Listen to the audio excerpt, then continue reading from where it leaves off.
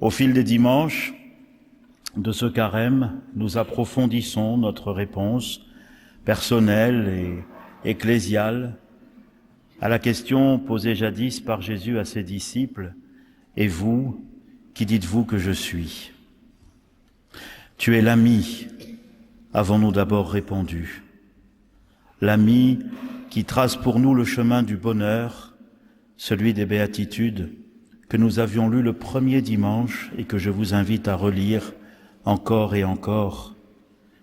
Tu es l'ami qui, par amour, est allé jusqu'à donner sa vie pour ses amis. Et puis dimanche dernier, nous avons ajouté « Tu es l'image du Dieu invisible », comme saint Paul l'avait écrit aux Colossiens.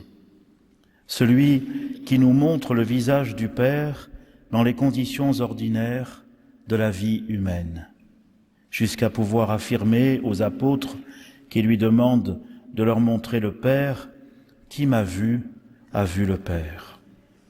Oui, Seigneur, tu es l'image qui nous appelle à vivre à ton image, à travailler la ressemblance en te laissant vivre en nous, comme saint Paul en témoignait dans son épître aux Galates: « Ce n'est plus moi qui vis, c'est le Christ qui vit en moi ». Et nous avons appris dimanche dernier à contempler cette image en méditant l'hymne christologique de l'épître aux Philippiens, la kénose du Fils de Dieu, vous vous en souvenez, son dépouillement jusqu'à la mort et la mort infâme sur la croix, puis son exaltation par le Père en lui donnant le nom qui est au-dessus de tout nom, afin que toute langue proclame que le Seigneur, c'est Jésus-Christ, à la gloire de Dieu le Père. Et on en avait déduit que la vie spirituelle, nous l'avions remarqué à l'école de Grégoire de Nice et de Thérèse de Lisieux, la vie spirituelle est un patient travail de simplification, de dépouillement consenti, afin que le divin sculpteur, comme disait Grégoire, par soustraction plutôt que par addition, nous conforme à l'image de son Fils. Il est l'ami, il est l'image, il est aussi le Fils. C'est ce que je voudrais approfondir avec vous ce soir. Pas seulement le Fils de Dieu ni le Fils de l'homme, mais le Fils, celui qui nous introduit dans une relation filiale avec le Père. Pour cela, je voudrais reprendre avec vous le fil de l'histoire des grands conciles christologiques et trinitaires, afin de nous aider à mieux comprendre comment nos anciens, avec beaucoup de zèle, d'engagement et de passion même, ont cherché quel devrait être le langage le plus juste pour exprimer la foi de l'Église en Jésus, le Fils de Dieu fait homme. Après tout, nous sommes leurs héritiers, et il importe pour nous de bien connaître cet héritage, car les problèmes qui se sont posés jadis peuvent souvent, de manière quelque peu différente, se reposer aujourd'hui. Nous commencerons donc par le concile d'Éphèse, puis nous passerons au concile de Chalcédoine. Et enfin, en écho à ce travail conciliaire, je vous inviterai à méditer tout au long de la 4e semaine de Carême qui s'ouvre aujourd'hui, le récit des noces de Cana dans l'Évangile selon saint Jean. Et vous avez une très belle icône qui représente cet épisode de l'Évangile de Jean en haut de la première page de votre livret. D'abord donc, si on suit le livret, première partie, la Mère de Dieu, Éphèse 431. Dimanche dernier, nous avons évoqué le concile de Nicée, vous vous rappelez, en 325. Nous étions alors au lendemain de la terrible persécution de l'empereur Dioclétien, que l'empereur Dioclétien avait lancée contre les chrétiens. Et nous avions vu que les choses avaient été très graves, on l'avait vu le premier dimanche. Et puis, les choses changent, car les empereurs changent. Et Constantin, qui a environ 30 ans en 312, et c'est lui qui va faire changer les choses. Son père, qui s'appelait Constance Chlore, avait des sympathies pour le christianisme, mais surtout sa mère, dont vous avez entendu parler, Hélène, Hélène. Hélène était déjà convaincue et acquise à la foi chrétienne. À la mort de Constance Chlore en Occident et de Galère en Orient, les protagonistes demeurent, mais maintenant les choses vont commencer à changer. Vous vous rappelez sans doute de cet épisode de l'affrontement du pont de Milvius, lorsque durant la bataille, Constantin avait fait appel au Dieu des chrétiens et il avait vu dans le ciel une croix lumineuse avec la fameuse inscription « Par ce signe, tu vaincras ». Et alors il avait décidé sur le champ, non pas tant de se convertir au christianisme, qu'à s'en faire le défenseur. Et au lendemain de cette victoire, il avait pris à Milan ce qu'on appelle l'édit de tolérance de Milan en 313, qui affirmait que la liberté de religion ne peut pas être contrainte et qu'il faut, quant aux choses divines, permettre à chacun d'obéir selon sa conscience. Vous voyez, c'est pas encore la suprématie du christianisme, si je puis dire, qu'on attribue d'ailleurs à tort à Constantin, alors qu'elle viendra plus tardivement sous Théodose, mais au moins la paix religieuse à base de tolérance. Et après toutes les persécutions que les chrétiens avaient subies, c'est un changement très important. Au début du IVe siècle, c'est donc une page nouvelle de l'Église qui commence à s'écrire. Et puisqu'on n'est plus tranquille, vous l'aviez vu la dernière fois, eh bien alors on a plus le temps de faire des débats théologiques animés. Nous l'avions vu. Et on avait regardé de plus près l'affaire très grave de l'arianisme qui entraîna la convocation du concile de Nicée. Il faut se souvenir qu'Arius, dans les années 320, était le curé d'une importante paroisse d'Alexandrie. Et le père Arius, pourrions-nous dire aujourd'hui, pour que nous le rendre plus proche, le père Arius était un curé très respecté, cultivé, dont les prédications attiraient, et il avait le souci méritoire de vouloir sauvegarder la grandeur, la transcendance, l'incommunicabilité de Dieu. À une autre époque, voyez-vous, il aurait pu être un bon musulman. La transcendance, la grandeur, l'incommunicabilité de Dieu. Et il trouvait que certaines tendances théologiques de son temps confondaient un peu trop le Père et le Fils, comme si le Fils engendré du Père n'était pas en quelque sorte quand même subordonné au Père. Et vous voyez, et il faut s'en souvenir, et on l'a dit la dernière fois, qu'à l'origine des hérésies les plus graves, on trouve toujours une préoccupation saine, mais qui devient tellement prédominante et exclusive qu'elle oblitère d'autres aspects de la vérité. Mais un hérétique, c'est d'abord quelqu'un qui cherche, c'est pas d'abord quelqu'un qui se trompe. Et heureusement qu'il y a des gens qui cherchent, parce qu'il y a des gens qui, croyant avoir la solution, ne cherchent jamais, et au fond, se trompent toujours. Une hérésie est un choix réducteur qui appauvrit la richesse complexe du dépôt de la foi. Alors nous avions rapidement examiné les positions d'Arius. Je souligne seulement qu'elles touchent au cœur même de la foi chrétienne. Parce qu'au fond, la question c'est « Jésus est-il Dieu, oui ou non ?» Arius, et cette tendance n'a pas disparu aujourd'hui, espérait que si nous concédons que Jésus n'est que divinisé, mais pas vraiment Dieu, d'une substance, disons, semblable à celle du Père, mais pas vraiment la même, peut-être aurions-nous plus de chances de nous faire comprendre par les païens, et peut-être même de les convertir. Je crains que parfois, dans nos dialogues d'aujourd'hui, avec des athées, avec des indifférents, voire avec des musulmans, nous soyons tentés par cette même tendance qui, parfois avec une bonne volonté missionnaire, rabaisse le mystère aux capacités de notre raison. Or, la question est grave. Jésus est-il Dieu, oui ou non? Et il faut être vigilant, car selon ce qu'on répond, on peut porter atteinte au mystère central de notre foi, à savoir l'incarnation.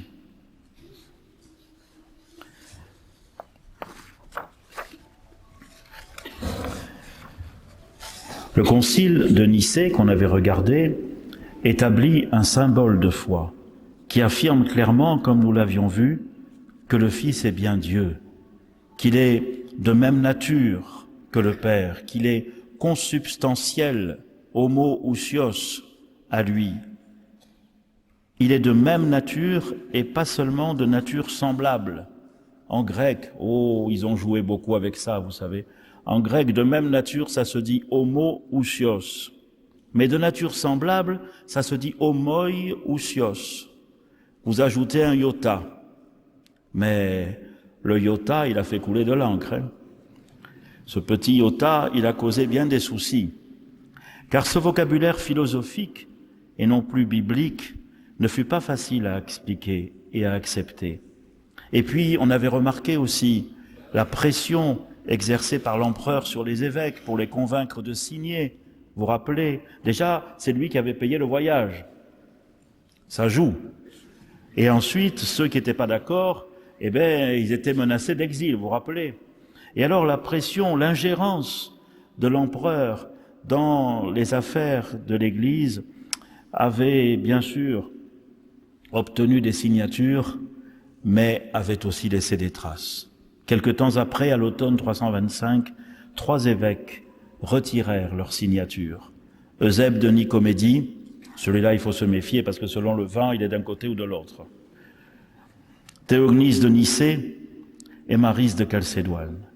Et il fallut un demi-siècle de Nicée à Constantinople I pour que les chrétiens, dans leur ensemble, en viennent à accepter la légitimité et la nécessité de ce nouveau langage quelque peu philosophique. Mais la paix constantinienne, l'arrêt des persécutions, fut favorable au christianisme. Pensez à tous ces grands personnages du IVe siècle.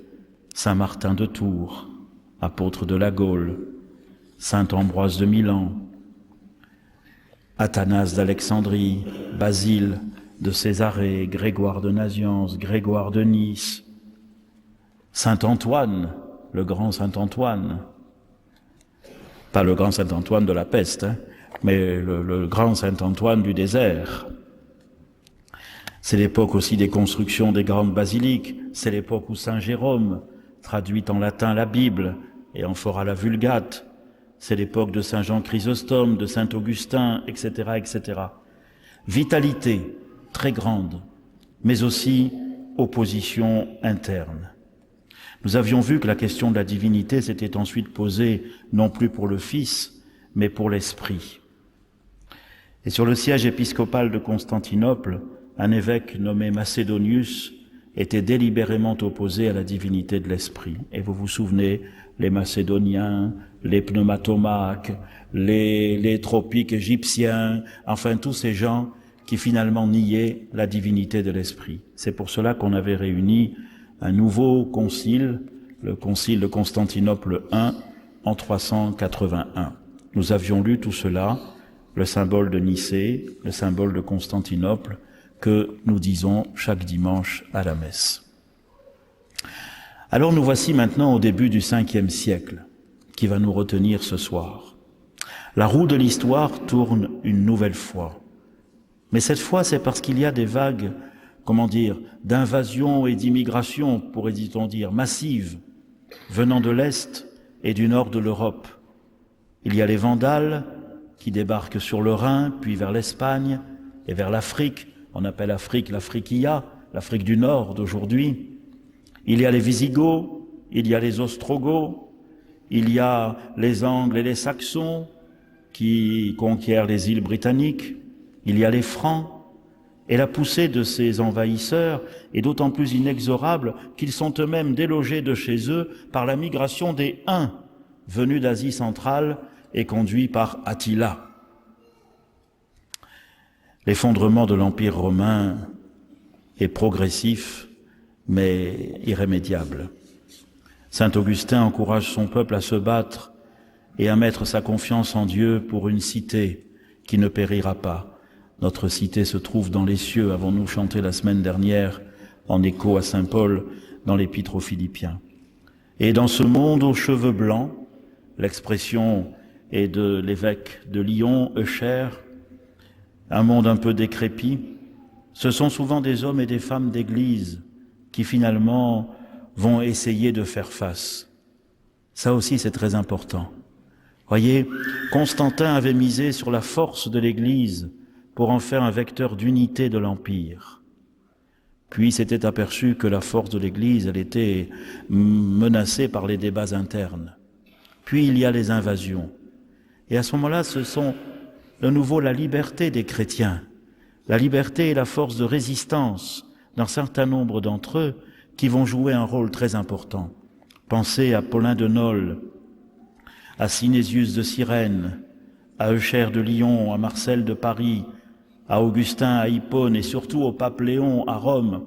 Pensez aussi à ceux qui vont infléchir le cours de l'histoire, Saint-Aignan à Orléans, Saint-Loup à Troyes, Sainte-Geneviève à Paris, qui n'hésitait pas à dire, et pourtant ce n'était pas un 8 mars, que les hommes fuient s'ils le veulent, s'ils ne sont plus capables de se battre, mais nous, les femmes, nous prierons Dieu tant et tant qu'il entendra nos supplications. Et on sait de quelle ingéniosité et de quel engagement Geneviève accompagnait ses prières. De fait, Attila épargne Paris en 451, et en 452, c'est grâce à l'intervention du pape Léon, venu à sa rencontre à la tête d'une procession de clercs, qu'il épargne Rome. Aussi, les chrétiens, petit à petit, apprennent à travailler avec ces nouveaux venus. Et quand Odoacre met définitivement fin à l'Empire romain d'Occident, en 476, les chrétiens ont déjà noué des liens avec ce qu'on appelle encore les barbares. Et un nouvel enfantement s'annonce, non sans douleur, certes. En 428, Nestorius est devenu patriarche de Constantinople. Lui, il avait été formé à Antioche, où l'on insistait surtout en matière de christologie pour bien marquer la distinction dans le Christ entre la divinité et l'humanité. Afin de bien préserver cette dualité, parce qu'on craignait que si on ne défendait pas cette dualité, alors la divinité écraserait, absorberait l'humanité. Là, il faut bien, c'est ce qui va nous occuper, c'est la question de ce soir. C'est plus tellement Jésus est-il Dieu, oui ou non, ça c'était la question de Nicée, mais la question de ce soir c'est Jésus est-il à la fois Dieu et homme, et dans quelle proportion, si je puis dire. Alors là, à Antioche, il voulait surtout bien montrer qu'il fallait préserver cette distinction, qu'il était divin et humain. Mais alors, entre la divinité et l'humanité, pensait Nestorius, il y a une simple conjonction, en grec synapheia, et pas réellement une union.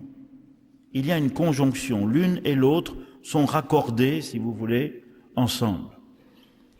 Et alors, il en déduisait, Nestorius, que Marie ne pouvait pas, en rigueur de terme, être appelée mère de Dieu, Théotokos, mais seulement mère du Christ, c'est-à-dire mère de l'homme Jésus, qui est pourtant bien raccordé, mais par une simple conjonction au Verbe divin. D'ailleurs, disait Nestorius, il n'y a qu'à réfléchir, dire qu'une créature ait pu engendrer Dieu est proprement scandaleux. Et un historien chrétien de l'époque, qui s'appelait Socrate, disait que Nestorius craignait le seul mot de mère de Dieu comme un épouvantail. Mais les choses vont s'envenimer. D'abord parce que la piété populaire, ou plutôt le sensus fidei, c'est-à-dire le bon sens du peuple de Dieu, utilisait volontiers l'expression « mère de Dieu » en parlant de Marie.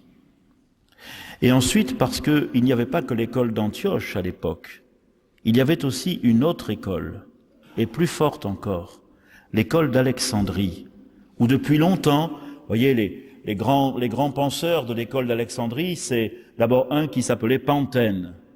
Il n'y a pas de rapport, mais ça s'appelait Pantène. Ensuite, il y en avait un qui s'appelait Clément d'Alexandrie. On lui doit une œuvre immense, très cultivée. C'est le premier auteur chrétien à parler du Bouddha.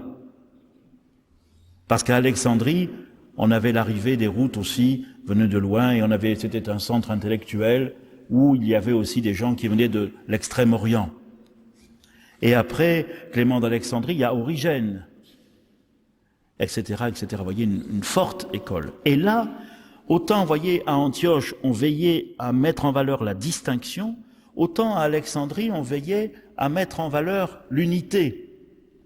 C'est-à-dire que le Christ est un. C'est pour ça on parlait non pas d'une conjonction, mais d'une union profonde, selon l'hypostase, sans nier l'humain dans le Christ, mais en valorisant en lui le Fils de Dieu, peut-être parce qu'à Alexandrie, on avait beaucoup souffert de l'arianisme, qui avait dit que finalement, Jésus n'était pas Dieu. Alors du coup, là, on faisait attention à ne pas oublier ça. Il est le Fils de Dieu. Après ce que j'ai cité, à Alexandrie, il y a Athanase, dont on a parlé l'autre fois. Et puis pour ce soir, à Alexandrie, il y a Cyril, patriarche d'Alexandrie. Et Cyril est mis au courant des questions et des prédications de Nestorius qui nie que Marie puisse être appelée Théotokos. Et alors, Cyril va s'en occuper. Si vous voulez, pour vous représenter les choses, on peut dire que à Alexandrie, on part d'en haut, comme dans le prologue de Jean. On parle du Verbe.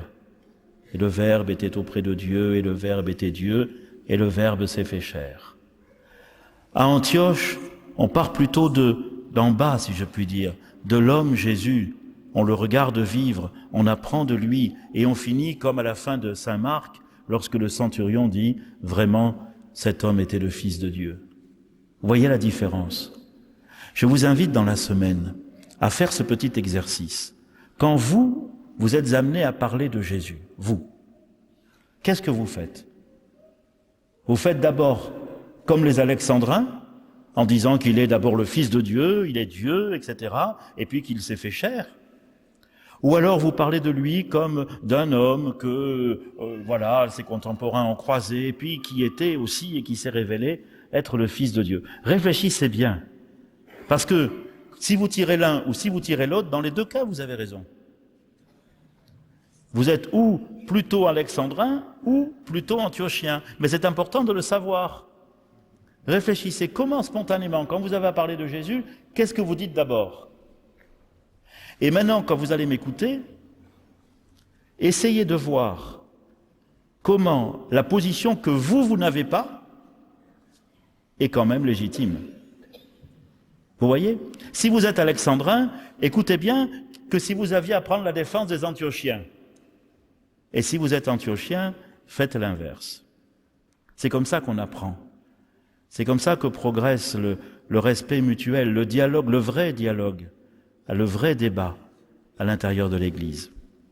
Alors une correspondance s'engage entre Cyril et Nestorius.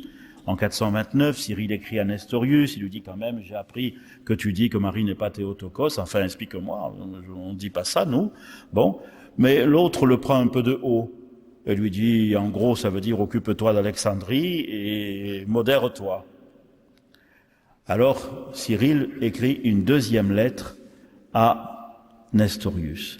Et cette deuxième lettre est très importante. Elle est très importante parce que au Concile d'Éphèse en 431, c'est cette lettre qui sera lue et c'est elle que l'on retiendra. Alors vous l'avez dans votre livret et on va, si vous le voulez bien et si vous y arrivez, lire quelques passages de cette lettre. Je dis si vous y arrivez parce que... Alors je lis le début. Le grand et saint concile de Nicée a donc dit que c'est le même Fils unique engendré de Dieu, le Père selon la nature, vrai Dieu de vrai Dieu, lumière de lumière, par qui le Père a tout fait, qui est descendu, s'est fait chair, s'est fait homme, a souffert, est ressuscité le troisième jour, est monté aux cieux. C'est à ces paroles et à ces enseignements qu'il faut nous attacher, considérant ce que veut dire « le Verbe de Dieu s'est incarné et s'est fait homme ».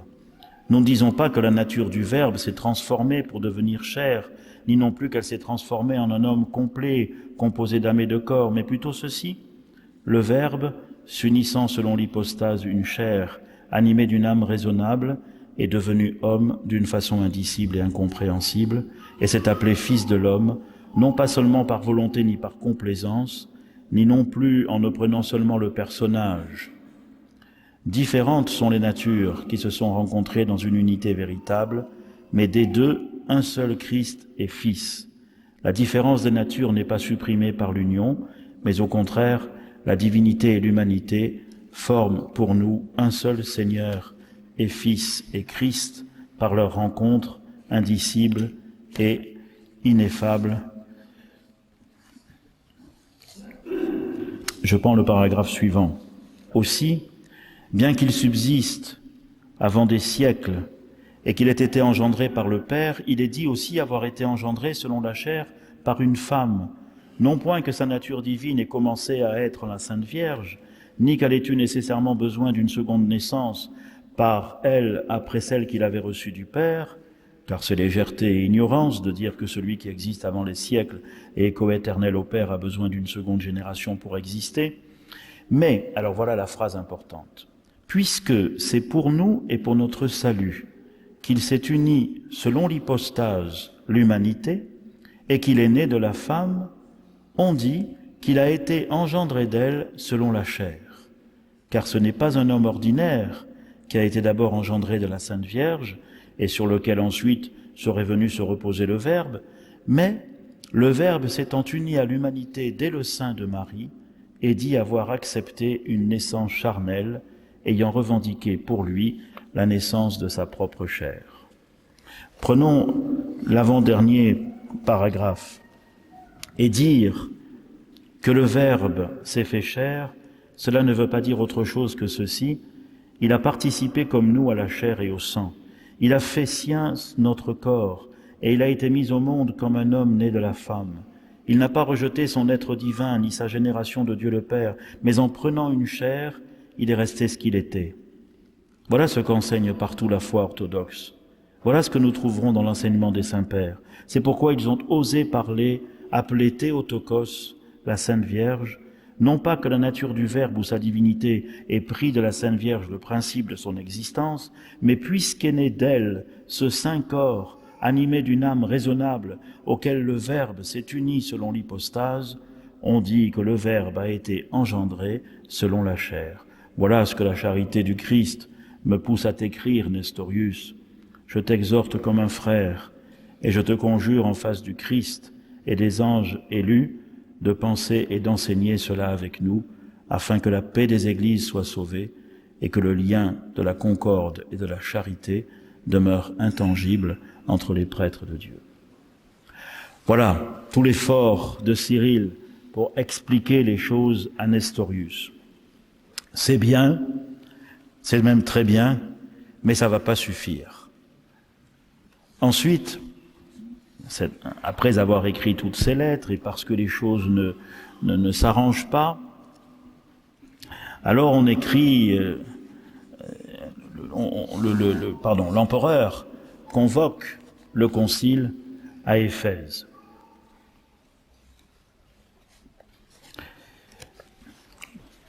Mais les choses vont être difficiles. Parce qu'à Éphèse, Cyril arrive le premier. On est en été. Les autres arrivent petit à petit. Juvénal de Jérusalem est là.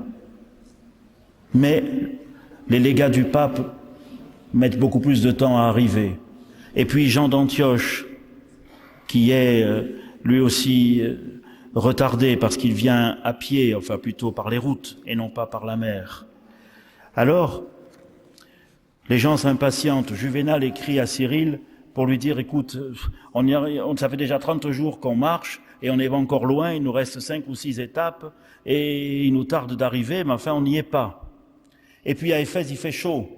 Il y a des évêques qui se tombent malades, il y en a même quelques-uns qui meurent.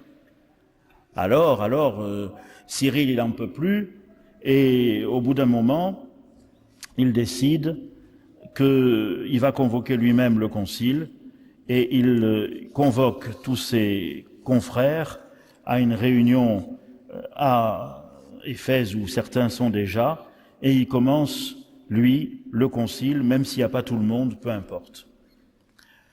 Évidemment, c'est une journée, on lit tout ce qu'il faut, on condamne Nestorius, tout se passe comme Cyril le veut, sauf qu'à la fin de la journée, bien sûr, tout va bien, mais tout le monde n'était pas là. Le peuple de Dieu, qui lui croit vraiment à la Théotokos, raccompagne avec une grande procession au flambeau les évêques jusque chez eux, et puis quelques jours plus tard, arrivent les Antiochiens, et Jean d'Antioche et les autres. Et quand ils apprennent ce qu'a fait Cyril, ils disent ça marche pas.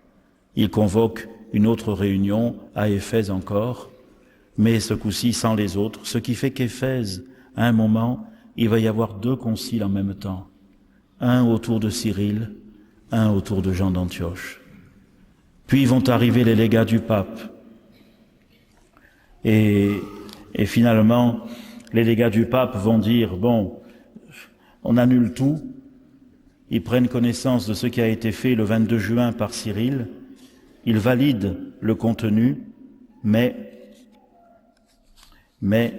ils ne valident pas, évidemment, la forme du concile. Les légats du pape, donc, n'arrivent que vers le début du mois de juillet. Tout le monde s'excommunie mutuellement. Chez Cyril, on excommunie Nestorius. Chez Jean d'Antioche, on excommunie Cyril.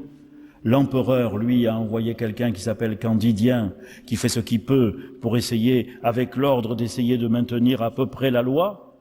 C'est qu'en plus, comme il fait chaud et qu'on s'échauffe, ça crie. Il faut voir ce qui se passe. Alors finalement, au début du mois d'août, le haut fonctionnaire promis par l'empereur arrive, en plus de Candidien, et lui, il dépose Nestorius, Cyril et Memnon, qui est l'évêque d'Éphèse, et ils sont tous les 3 mis en état d'arrestation. Vous voyez les conciles, hein, ou les synodes. Des fois, ça commence bien, mais on ne sait jamais. Hein. Et alors Cyril, qui est en état d'arrestation, lui, a quand même un peu d'entre-gens. Alors il s'infiltre, ou il se fait infiltrer auprès de l'empereur et auprès des princesses et auprès de ceux qui ont de l'influence. Et comme lui, il a pas mal d'argent parce que c'est l'Égypte, alors il leur offre des présents, des tissus, des tapis, des meubles d'ivoire, des autruches ou de l'or en grande quantité. Mais bon, ça suffira pas à arranger les choses. Finalement, le concile se termine parce que les légats qui représentent le pape prennent d'autorité les décisions. On valide la lettre de Cyril à Nestorius que l'on a lue, mais vous voyez le spectacle. Vous voyez le spectacle. Ce concile est un concile qui n'est pas mariologique, il est christologique. Mais il s'est focalisé sur cette question de la Théotokos, à cause de Nestorius, mais surtout l'ambiance qui a régné est désastreuse. Alors, que va-t-il se passer ensuite? Ensuite, on a une page magnifique. C'est que Jean d'Antioche, qui pourtant avait été excommunié par Cyril, avait été, enfin bref, voué aux gémonies, Jean d'Antioche écrit à Cyril pour lui dire « il faut se réconcilier, il faut trouver une solution ». Et alors, il lui écrit en faisant, en faisant des concessions. Il accepte de condamner Nestorius, alors que c'était plutôt son côté. Il accepte de reconnaître l'unité, l'importance de l'unité, malgré l'insistance sur la distinction de la catégorie des gens plutôt d'Antioche. Enfin, il fait une lettre merveilleuse pour essayer de rétablir la communion.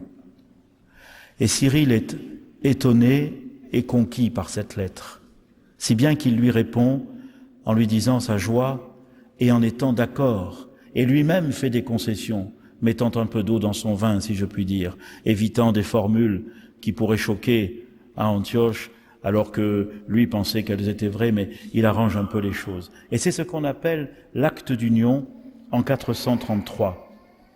Alors vous l'avez, l'acte d'union, aussi dans votre livret.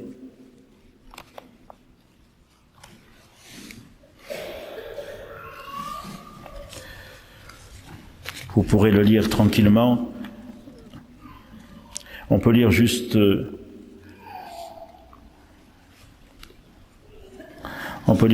premier paragraphe.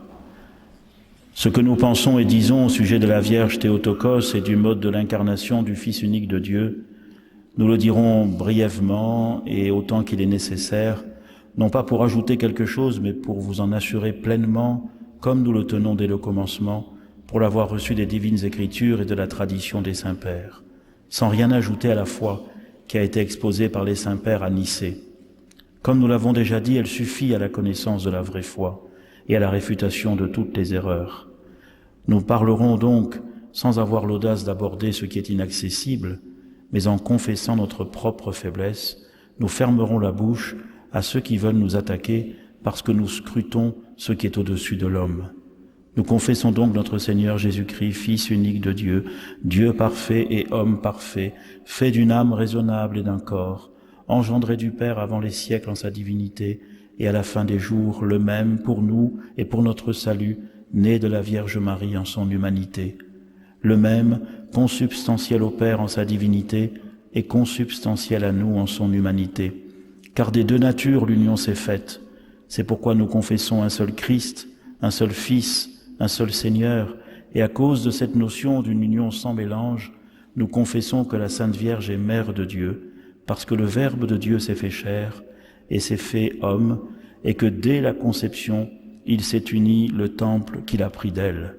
Quant aux expressions des évangiles et des apôtres au sujet du Seigneur, nous savons que les théologiens appliquent les unes indifféremment aux deux natures parce qu'elles visent l'unique personne, mais qu'ils distinguent les autres parce qu'elles visent les deux natures et qu'ils attribuent à la divinité du Christ celles qui conviennent à Dieu et à son humanité celles qui marquent son abaissement.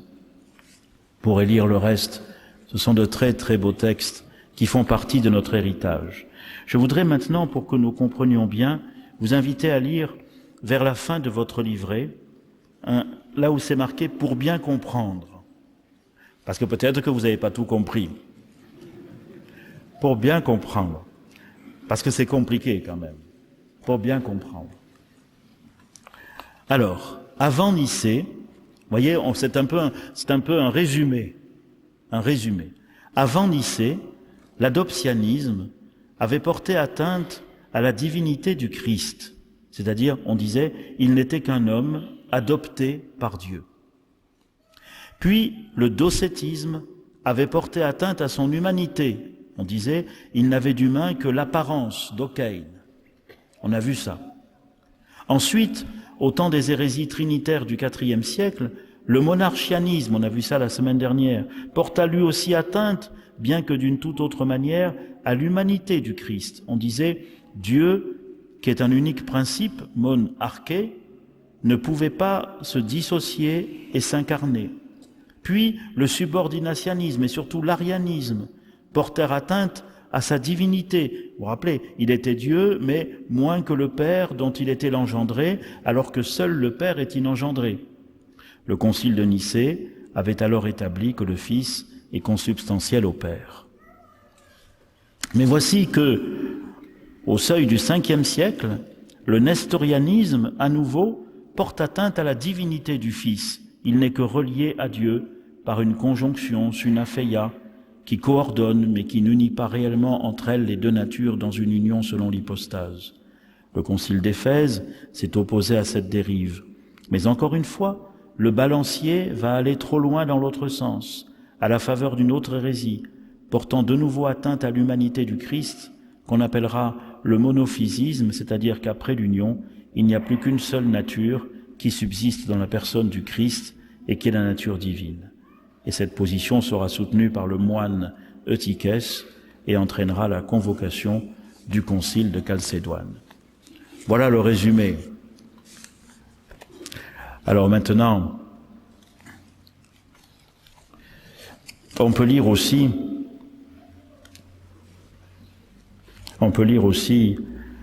le résumé qui suit, la page d'après.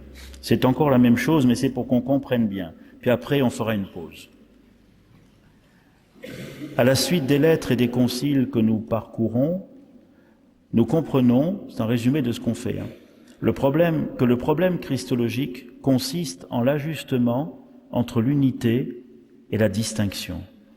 La distinction rappelle l'importance de la reconnaissance de l'humanité du Christ, qui ne doit pas être absorbée par la nature divine, comme le soutenait Apollinaire, ni simplement coordonnée, comme le pensait Nestorius, mais bien assumée par elle en une seule entité, une union selon l'hypostase, selon la formule de Cyril, que le rappel de l'unité met en valeur.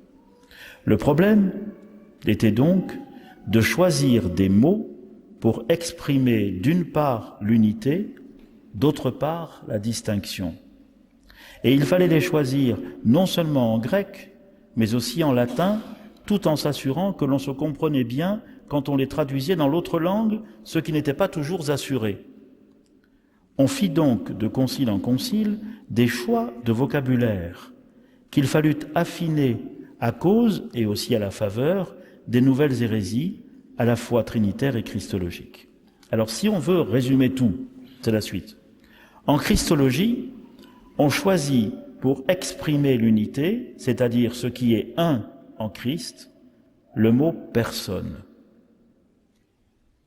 à savoir persona en latin et hypostasis en grec, hypostase, préférant ce mot grec d'ailleurs à celui de prosopone, qui ne signifie que personnage ou personnalité, mais pas vraiment personne. C'était le mot qu'on utilisait pour définir le masque au théâtre. Et pour exprimer la distinction, c'est-à-dire ce qui est deux en Christ, on choisit le mot nature, à savoir natura en latin et ousia en grec. D'où la formule de Chalcédoine, une seule personne en deux natures. En, N, et non pas deux, ek, à partir de. Vous voyez, il y a juste une lettre qui change, N ou ek. Donc en de nature, et non pas ek à partir de nature, comme le voulait Eutychès, prétextant qu'il y avait deux natures avant l'union, mais plus qu'une seule après l'union, à savoir la nature divine. Le choix pour la théologie trinitaire fut inverse. Le mot qui exprime l'unité, c'est nature, une seule nature divine, et le mot qui exprime la distinction, c'est personne, trois personnes divines. La définition, elle, de la Trinité sera promulguée au Concile de Constantinople II en 553. Voilà, j'espère que vous y voyez plus clair. Après, avec ça, après il y a beaucoup de méandres, mais déjà, voilà, avec ça, vous avez la boussole pour refaire, vous, le chemin sur la carte. Du coup, nous avons bien mérité une petite pause et un temps de prière.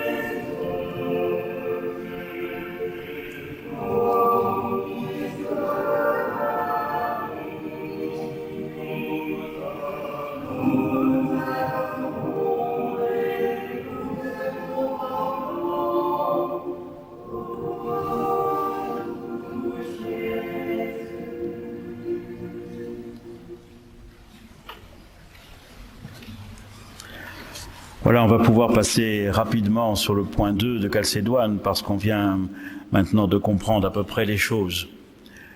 Chalcédoine, le concile se réunit en 451. Les acteurs ont un peu changé. Surtout, il va être marqué par la puissance théologique et la forte personnalité du pape Léon, qui va envoyer des légats, mais Léon est respecté. Et puis Léon a une théologie sûre, bien forgée à l'école de Tertullien, à l'école de Saint-Augustin. Léon, avant d'être pape, avait demandé des conseils, ça nous intéresse, avait demandé des conseils à propos de Nestorius à Saint Jean Cassien de Marseille, enfin, qui est mort à Marseille, mais qui était de Roumanie, qui était passé à Rome, c'est là où ils s'étaient rencontrés, et alors il lui demandait un peu son avis, et alors Cassien avait écrit 7 livres sur l'incarnation à propos de Nestorius. Alors Léon avait bien les cartes en main, si je puis dire. Je vous passe sur les détails de toute cette période assez agitée, d'autant qu'il y a toujours aussi la pression des invasions. Ce qu'il faut retenir, c'est le tome, c'est-à-dire la lettre, la grande lettre de Léon au patriarche de Constantinople qui s'appelle Flavien. C'est ça qui va donner la teneur du concile de Chalcédoine. Vous l'avez dans votre livret, ça revient tout à fait à ce que nous avons déjà lu, mais là c'est plus court. Mais voyez, vous l'avez dans votre livret, la lettre du pape Léon à Flavien. Et maintenant, on peut regarder de plus près les choses. Les propriétés de l'une et de l'autre nature, étant donc sauvegardées, se réunissant en une seule personne, maintenant, ça y est, vous avez le vocabulaire dans la tête, hein, en une seule personne. Là, maintenant, vous l'avez en latin. Salva igito proprietate utriusque nature et in unam coeunte personam. Maintenant, ça va, vous avez. La majesté a pris l'humilité, la force, la faiblesse, l'éternité, la condition mortelle.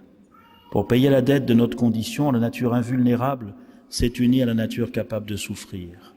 Ainsi, comme il le fallait pour nous guérir, un seul et même médiateur entre Dieu et les hommes, l'homme Jésus-Christ, put d'une part mourir et de l'autre ne pas mourir. Et c'est donc avec la nature parfaite et intègre d'un homme véritable que le Dieu vrai est né, tout entier dans ce qui est sien, tout entier dans ce qui est nôtre. Nous disons nôtre ce que le Créateur a mis en nous dès le commencement et qu'il a assumé pour le restaurer. Car ce que le séducteur a mis en nous et que l'homme séduit a reçu n'a laissé aucune trace dans le Sauveur, et ce n'est pas parce qu'il a souffert la communion des faiblesses humaines qu'il a participé à nos fautes, il a assumé la forme d'esclave sans la souillure du péché, enrichissant l'humanité sans diminuer la divinité. Car l'anéantissement dans lequel l'invisible s'est fait visible, par lequel le Créateur et Seigneur de toutes choses voulut être un des mortels, fut condescendance de sa miséricorde et non pas éclipse de sa puissance. Ainsi, celui qui existait en forme de Dieu a fait l'homme, s'est fait homme en forme d'esclave. Chaque nature, en effet, tient sans défaut ce qui lui est propre, et comme la forme de Dieu ne supprime pas la forme d'esclave ne diminue pas la forme de Dieu.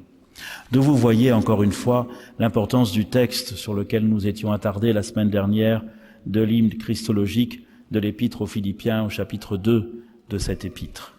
Alors, le concile se déroule, moins agité, heureusement, que celui d'Éphèse, et on arrive à la définition christologique de Chalcédoine, qui est un peu le sceau de toutes ces recherches que nous avons parcourues, que vous avez tout à fait à la suite, là, et qui est au fond le passage le plus important, finalement, de toute cette histoire conciliaire. À la suite des saints-pères, nous enseignons donc tous unanimement à confesser un seul et même Christ, notre Seigneur Jésus-Christ, un seul et même Fils, notre Seigneur Jésus-Christ, le même parfait en divinité et le même parfait en humanité, le même Dieu vraiment et homme vraiment, fait d'une âme raisonnable et d'un corps, consubstantiel au Père en sa divinité et consubstantiel à nous en son humanité, semblable à nous en tout hors le péché, engendré du Père avant les siècles en sa divinité, mais au dernier jour, pour nous et pour notre salut, engendré de Marie la Vierge, la Théotokos en son humanité. Un seul et même Christ, Fils, Seigneur, Fils unique, que nous reconnaissons en deux natures, sans confusion, sans changement, sans division, sans séparation, la différence des natures n'étant nullement supprimée par l'union, mais bien plutôt les propriétés de chacune des deux natures restant sauves et se rencontrant en une seule personne ou hypostase. Nous confessons non pas un Fils partagé ou divisé en deux personnes, mais un seul et même Fils unique, Dieu, Verbe, Seigneur, Jésus-Christ, comme autrefois les prophètes l'ont dit de lui, comme le Seigneur Jésus-Christ lui-même nous en a instruit, et comme le symbole des Pères nous l'a transmis. Voilà, vous avez là le texte final, si je puis dire, de toute cette période. Donc vous voyez qu'elle fut très agitée parce que, je n'ai pas eu le temps de vous le dire, mais avant Chalcédoine, il y a eu encore une réunion à Éphèse en 449. Le successeur de Cyril, c'était Dioscore. Dioscore était un homme qui se croyait très grand parce qu'il était à Alexandrie, mais qui n'avait pas la finesse et l'intelligence de Cyril. Alors lui, il faisait surtout qu'essayer de montrer sa force sans penser véritablement. Et c'est lui qui a organisé à Éphèse, avec l'accord de l'empereur, avec l'accord de Tychès, etc., une réunion pour condamner tous ceux qui ne pensaient pas comme Tychès, etc., et ce fut tellement l'horreur à Éphèse de la bagarre entre eux, les évêques, des moines. On avait fait venir un moine qui s'appelait Barsoma. Celui-là, il était célèbre à la fois pour son austérité, mais surtout pour son fanatisme. Et il était venu avec beaucoup de moines qui n'avaient qu'une envie, c'était d'en découdre. On dit même, à Chalcédoine, quelqu'un raconte qu'il était venu avec 1000 moines. Et alors on intimidait les gens et on frappait les autres, et des évêques qui voulaient aller prier trouvaient la porte de l'église d'Éphèse fermée et se faisaient rejeter à coups de bâton ou à coups de pierre. C'est ça aussi l'histoire de l'église. 449, on appelle ça le brigandage d'Éphèse. Ils se tirent par la barbe, etc., etc. Vous savez, c'est terrible. Terrible, ils se cachent derrière l'autel, enfin c'est terrible. Donc 451, plus tranquille, et on arrive à cette définition. De cela, que pouvons-nous retenir? Que la progression de la réponse à la question « Qui dites-vous que je suis ?»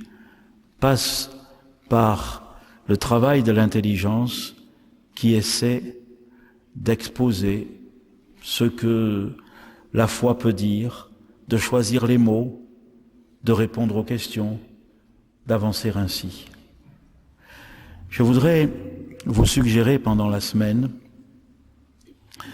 de lire, bien sûr vous avez tout ça, mais de lire l'évangile des noces de Cana, pour faire le lien entre toute cette histoire et notre propre chemin vers Pâques, notre propre réponse à la question de Jésus. Réfléchissons-y un moment et méditons ensemble.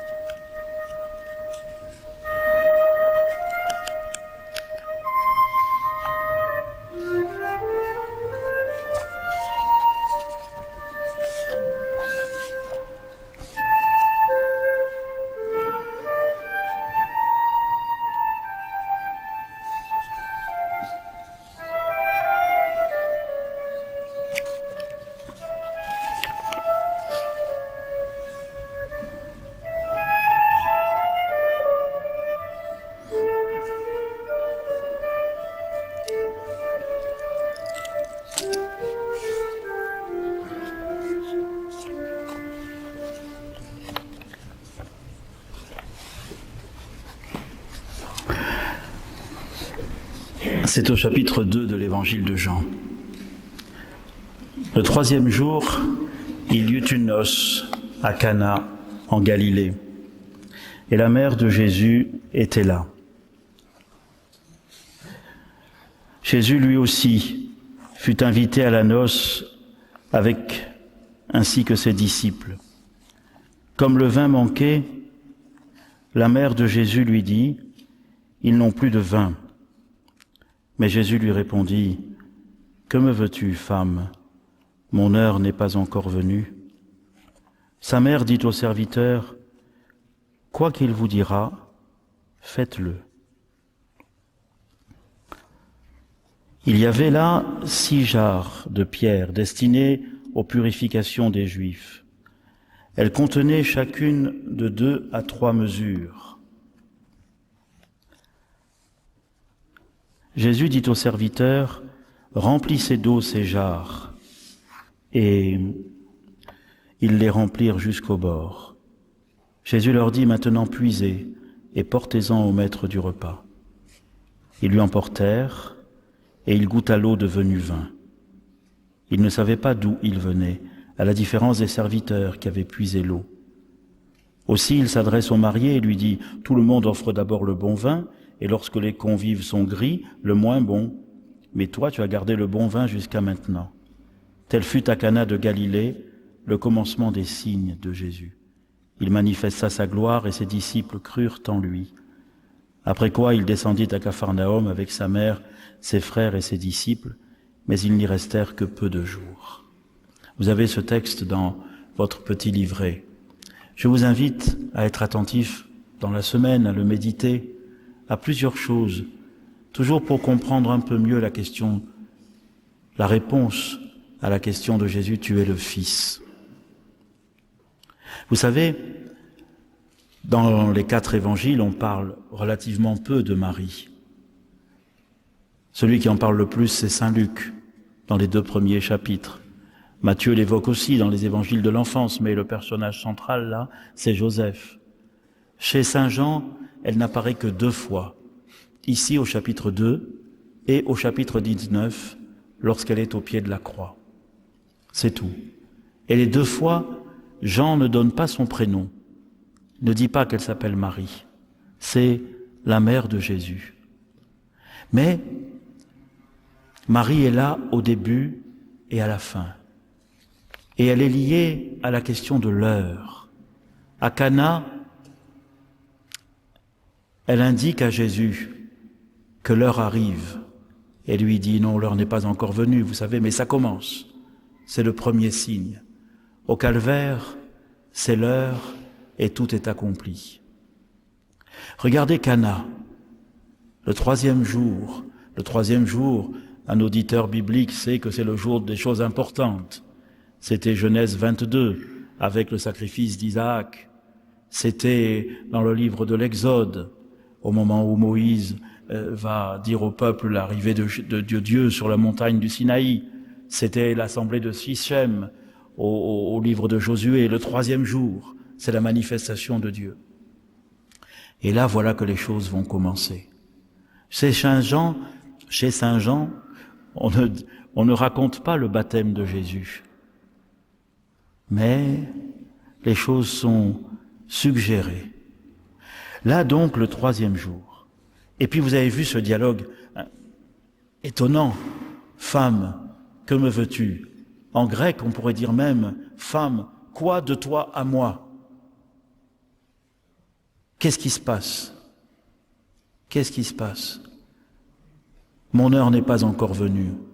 Alors, vous savez, les pères de l'Église qui cherchent toujours à comprendre les choses trouvent des raisons à cette façon qu'a Jésus de répondre à sa mère. Saint Irénée, il dit, ça veut dire calme-toi, ça va venir, mais l'heure n'est pas encore là, mais calme-toi, ça va venir. Augustin, il dit, oh, ça veut dire ça te regarde pas. Tu n'es pas la mère. Augustin, il est mort en 430, 1 an avant Éphèse. Alors Augustin, il dit dans le commentaire, tu n'es pas la mère de ce qui en moi va faire le miracle, puisque tu es la mère de mon humanité. Donc ça va, ça te regarde pas. Et Saint Jean Chrysostome, encore plus, lui, il dit, ça veut dire, tu vas tout faire rater. Parce que si c'est toi qui demandes le miracle, eux, ils s'apercevront même plus qu'ils n'ont plus le vin, et c'est à eux de le demander pour que le miracle y marche. Voyez, chacun essaye, chacun trouve des façons d'expliquer les choses. Alors, voilà la réponse de Jésus. Et puis vous voyez que finalement, il fait ce que sa mère lui demande. Et puis sa mère dit au serviteur, tout ce qu'il vous dira, faites-le. C'était ce que le Pharaon avait dit aux Égyptiens en parlant de Joseph, quand les Égyptiens avaient besoin de blé. Tout ce qu'il vous dira, faites-le. C'était ce que le peuple disait aussi lorsqu'il voulait renouer avec le Seigneur. Seigneur, tout ce que tu nous diras, nous le ferons. C'est le début. C'est un nouveau départ. C'est une nouvelle alliance. Et puis, Jésus dit au serviteur, remplissez jusqu'à ras-bord les 6 jarres de pierre. Les jarres, c'est pas fait pour mettre le liquide en principe, c'est pas fait pour mettre le vin, c'est fait pour l'eau de la purification, de l'ablution. Au fond, les 6 jarres, dit saint Augustin, 7 moins 1, c'est-à-dire l'imperfection, mais les 6, c'est toute l'histoire d'Israël, c'est le rôle du peuple d'Israël que de remplir à ras-bord l'eau. L'eau de la création dans les jarres de la purification devient le vin de la nouvelle alliance. L'eau de l'alliance noachique, devenue l'eau de l'alliance mosaïque, va maintenant devenir le vin de la nouvelle alliance. Mais, et je termine là-dessus, n'oubliez pas Jean 2 et Jean 19. Jean 19, Marie est au pied de la croix. Et Jésus dit, « Femme, voici ton fils », en parlant du disciple bien-aimé. Et à lui il dit, « Voici ta mère. Qui donc es-tu, Seigneur ? Quand nous disons que tu es le Fils, toi, tu nous dis, en nous montrant Marie, quelle est notre mère. Et tu lui dis à elle que nous sommes ses fils et ses filles. Qui donc es-tu, Seigneur, pour que ce que nous disons de toi, que tu es le Fils, nous ne puissions vraiment le comprendre que en acceptant que tu fasses de nous tes frères dans cette filiation. Que toi, qui es le Fils par nature, tu fasses de nous des fils adoptifs. Que nous ne puissions dire qui tu es sans partager ce que tu es. Tant de saints ont vécu cela, et je pense tout particulièrement à saint Charles de Foucauld. Mon Père, je m'abandonne à toi. Toute la semaine, nous n'aurons pas trop de temps pour méditer sur cela. Relisez Saint Jean chapitre 2, Saint Jean chapitre 19. Et puis, si vous vous souvenez de Chalcédoine, aussi quand même, et si vous voulez maintenant savoir comment l'unique hypostase peut subsister en 2 natures, ce qui est une question qui va vous occuper encore plus, eh bien, sachez que c'est un problème auquel les théologiens se trouveront confrontés dès le début du VIe siècle et pendant tout le VIe et le VIIe siècle, et que si vous voulez en découvrir la réponse, il vous reste simplement à venir dimanche prochain.